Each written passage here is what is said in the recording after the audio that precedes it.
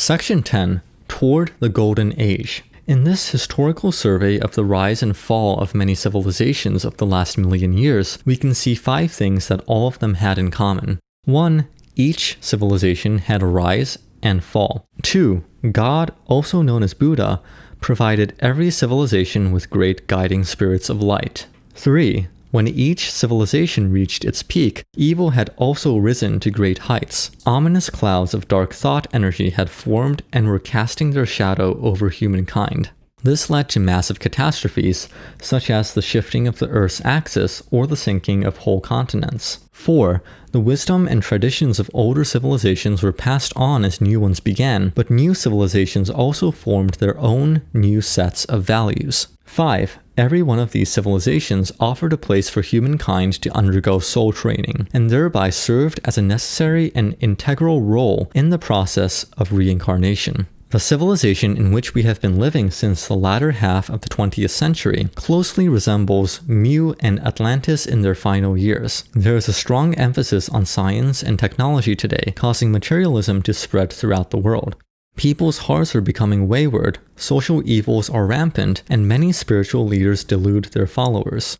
On the other hand, there are religious leaders throughout the world who are preaching the truths. Still, it is not difficult to foresee the future if we look at the fate of past civilizations and compare it to the current state of our own. Given the global nature of the modern world, the disasters that await us will not be limited to just a single continent or civilization.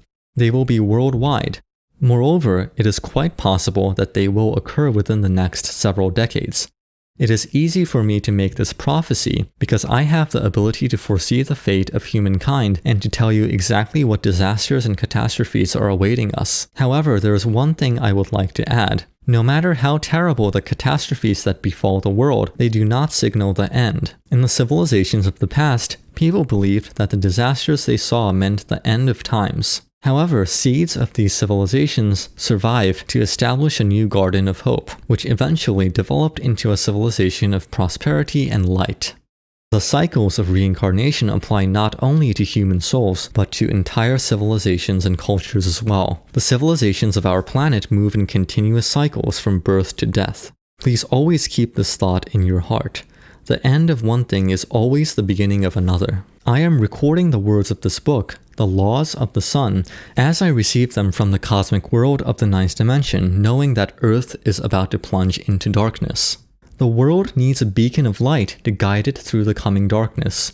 Humankind needs the light of Buddha's truths to be shining from at least one corner of the world. This book, The Laws of the Sun, is part of the majestic sun of Buddha's truths that is now rising above the horizon. Its light will serve the new civilization that is waiting to arise. Humankind will brave decades of chaos and destruction as this new millennium unfolds. After these birth pangs, a new civilization will begin in Asia. It will spread from Japan to the countries of Southeast Asia to Indonesia and eventually to Oceania. Some continents will sink into the ocean, and the continent of Mu will appear again in the Pacific, becoming the center of a new massive civilization. Eventually, parts of Europe and North America will also sink beneath the ocean.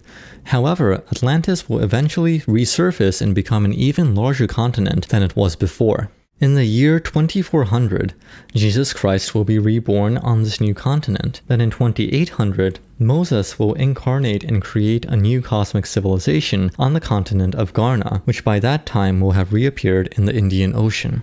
Some of you who read this book will reincarnate on Earth during the next coming of Jesus and Moses, and will learn their teachings. However, the welfare of these civilizations depends on whether we who are alive today will be able to help the sun of Buddha's truths rise all over the world. When the world sinks into darkness, we must become the sun that will shine brilliantly enough to give the world light and hope. In this sense, those who have been born in this age have an important mission.